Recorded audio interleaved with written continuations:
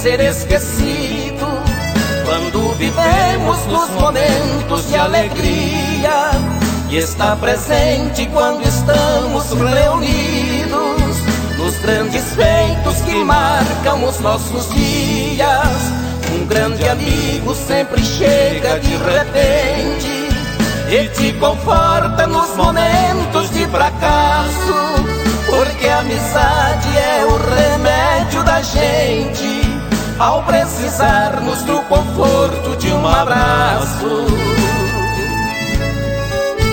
Amigo sofre quando o outro está sofrendo, amigo sente a dor que o outro está sentindo, amigo chora quando vê que está perdendo, e morre um pouco quando o amigo está partindo.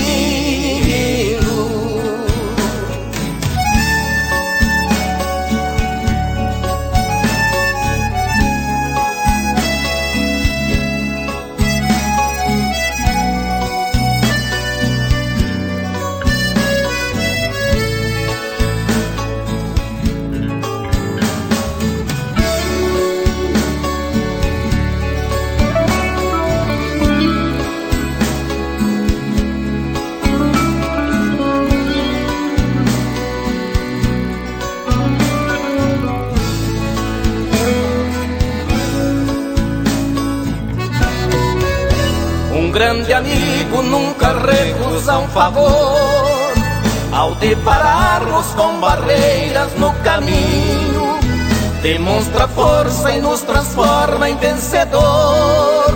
Naquele instante que nos sentimos sozinhos, um grande amigo não tem raça e não tem cor, e entende os erros de quem vem pedir perdão. Suas palavras têm mais força e mais valor, porque se expressa com a voz do coração. Amigo sofre quando o outro está sofrendo, amigo sente a dor que o outro está sentindo, amigo chora quando vê que está perdendo, e morre um pouco quando o amigo está partindo.